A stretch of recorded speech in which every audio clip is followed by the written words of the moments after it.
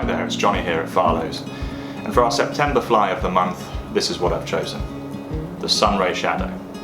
Now this is a fly that I like to have in my fly box regardless of the time of year when I'm salmon fishing, but it's especially good at this time.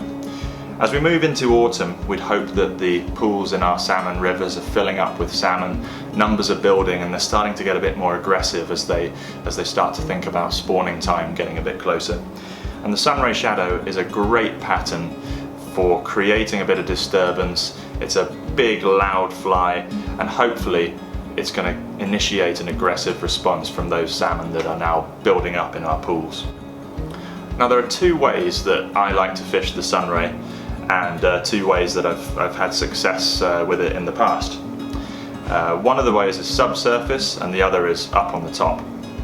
Now if I'm fishing this subsurface, I like to pair it with a clear intermediate tip. Now of course it's going to depend a lot on the conditions in your river and the colour and the height and all that sort of thing, but assuming you've got pretty typical conditions for the time of year, a clear intermediate tip like these poly leaders from Airflow or the Rio Versi leader are a fantastic way of keeping your tube just a little bit under the surface. You can swing them across the current on their own, or you can impart a really fast retrieve, which is what I've been successful with in the past. Even stick your rod under your arm and do a roly-poly retrieve, get them moving quite quick, and sometimes that can be what it takes to get a salmon to grab a hold. The second method is a really fun one to try, and that is to hitch them or fish them across the top. Word of advice if you're doing that is to, I'm a fluorocarbon fan for most of my salmon fishing, but if I'm fishing sunrays on the top, then you definitely, in my opinion, want to pair it up with some Maxima monofilament.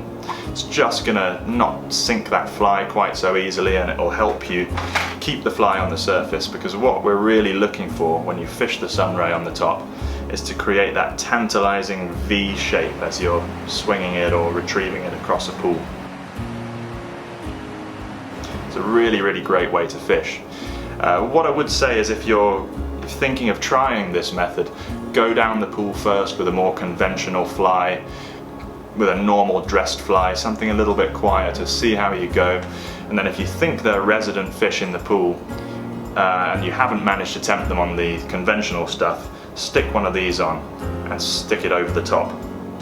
Now you can cast them square and swing them across, keeping your rod tip up just to help keep it on the surface, or you can cast them downstream if you're got a narrower section of river, and you can just pull them straight upstream. Is quite a good way to bring a salmon up. You'll find with these, hopefully, that you'll get fish moving to them, but not necessarily taking the fly first time round. So what I like to do is if I come down and I find a fish and it swirls at the fly, stop fishing, wind in, take your fly out, go back 3 steps up the river and leave it a minute, count 60 seconds, just let that fish get back to its lie and get comfortable again.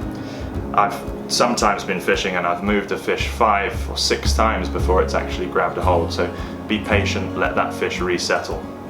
It's a great fly. Pair it up with a good hook like these loop doubles or singles if you like them as well, and give it a try this September. So there's my September fly of the month, Sunray Shadow. Definitely worth giving it a swim in your river this month. If you're in town, come and visit us in store. We've got a whole range of them here in the shop, or if you're shopping online, have a look on there as well, and you can order them from us that way. A range of different styles and slightly different colours, and different sizes as well to suit your river. Thanks a lot for watching. Give these a go this month, and tight lines.